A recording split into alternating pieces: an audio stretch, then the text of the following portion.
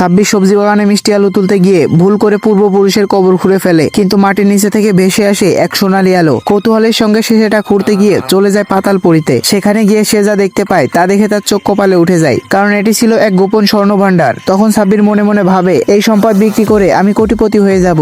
ঠিক তখনই কবরের ভেতরে ভূমিকম্প শুরু হয়, যার ফলে সে পলাতে শুরু করে, কিন্তু একটি পাথরে আঘাত লেগে সে পড়ে যায়। তখন সে দেখতে পায় এটা একটা বরফে জমা জেট পাথর, যার মূল্য আকাশ ছোঁয়া। তখন সে প্রথমে স্বর্ণ বিক্রি করার পরিকল্পনা করে, আর পরদিন সকালে সে একটি স্বর্ণের খণ্ড নিয়ে বাজারে যায় বিক্রি করতে। পাথরটি দেখে সবাই তো অবাক হয়ে যায়, আর সেখানে থাকা সবাই দামাদামি করতে শুরু করে। এক যুবক পাথরটির দাম বলে $7 মিলিয়ন।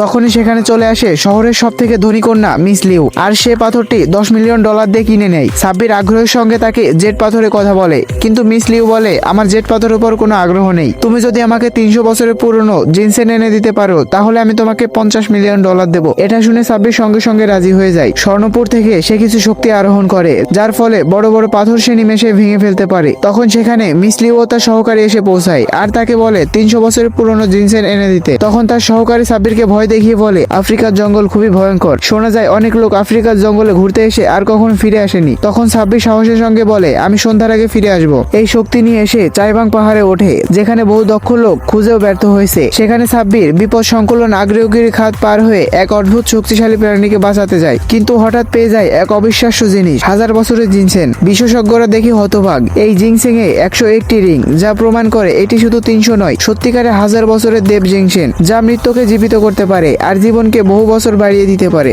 গাইস, তোমাদের জন্য একটা প্রশ্ন রেখে গেলাম। প্রশ্নটি হলো, রাস্তায় বের হলে কোন জিনিসটা দেখে তোমার সব থেকে বেশি ঘৃণা লাগে, সেটা কমেন্টে বলে যাও। আর চ্যানেলে নতুন হয়ে থাকলে চ্যানেলটি সাবস্ক্রাইব করে সঙ্গেই থাকো।